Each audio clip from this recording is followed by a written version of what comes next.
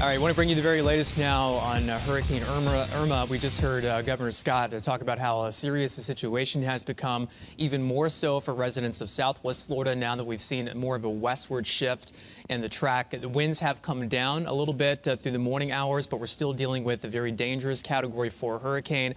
And really, this is a monster of a storm, and I hate to even use the word that the storm has weakened because winds have only come down from around 160 overnight down to 150, and we could very well see some further strengthening as it makes it into this part of the Atlantic where we have some very warm sea surface temperatures.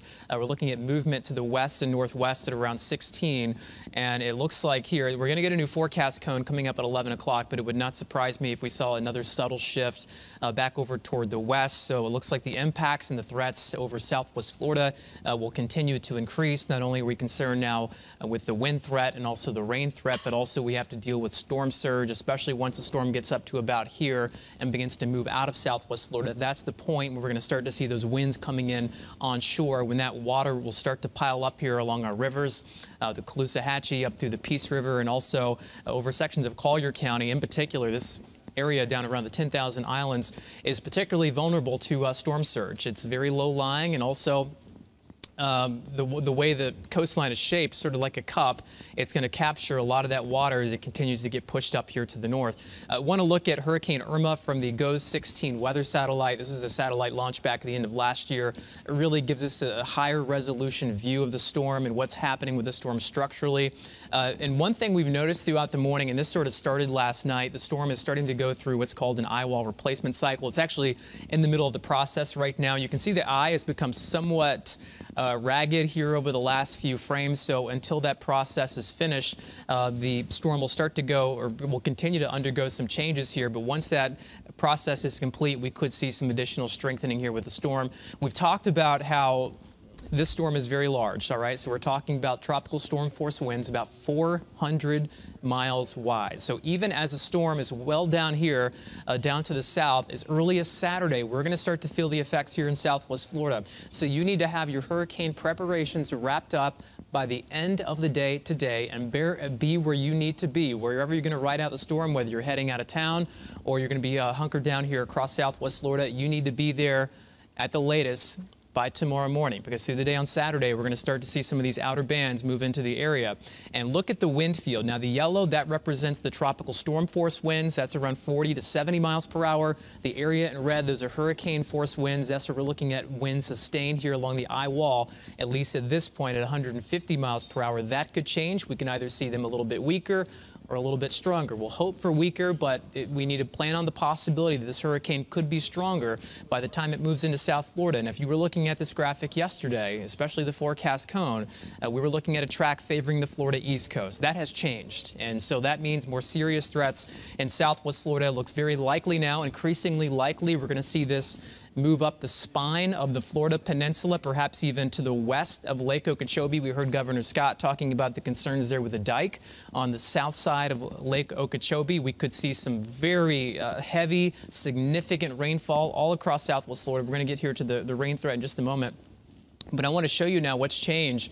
Hurricane force winds now would include all of Southwest Florida if it stayed on this current track as we head through the day on Sunday. Sunday would be the height of the storm for us, and then it moves out on Monday. But even on Monday, we're going to see the potential for some storm surge as those winds come in from the west.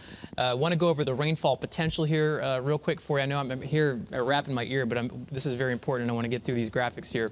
So as we go through the Irma rainfall potential here on Sunday into Monday, that shift back off to the west has made a big difference in terms of how much rainfall we're going to see. And we all remember a couple weekends ago, we saw over 12 inches of rain. So this is not something that we want to see, but something else we're going to have to deal with now that we're going to have a storm moving up the southern tip of the peninsula, and also storm surge. And meteorologist Kristen Kershane is going to talk a lot more about this too. But it looks like right now we might have to adjust these numbers up closer to 11 o'clock. But 3 to 5 foot storm surge possible for the coastline of Charlotte, Lee County, and up along the Caloosahatchee River.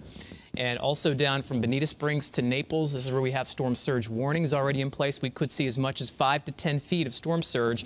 And this is the important thing, that the exact amounts will depend on the track of the storm. We've seen some significant changes with the forecast models over the last few hours. Meteorologist Kristen Kershane is going to touch on that. Kristen? Yeah, Jason, you and I have been watching these computer models very closely over the last couple of days, and there have been some changes over the last few days, which is to be expected with a storm like this. But as we look at the new spaghetti plot models, yesterday when we were looking at these, a lot of them were tightly clustered close to the Florida East Coast. And now as we look at the track, they're more tightly clustered towards central Florida. And so it looks like what's going to happen is that the center of the storm is going to pass relatively close to the northern edge of Cuba before it makes that hook back off to the north. So again, the closer that the storm makes landfall to southwest Florida, the more implications that will have for us, the more wind that we will see, and the more potential that we will have for significant storm surge here in southwest Florida. So again, we're going to have to continue to watch these model trends very closely and keep an eye on where the center of that storm is. We have watches and warnings in place all across southwest Florida, hurricane warnings across Collier, Hendry, Glades County, all around Lake Okeechobee as well. Watches in place for Charlotte and Lee County. But as we get the new update at 11 a.m., I wouldn't be surprised if some of this information still changes, and we're also get an update on that potential for some storm surge warnings to be issued around southwest Florida. We are going to talk more specifically about the forecast here as we move into the weekend and what you can expect coming up in a few minutes.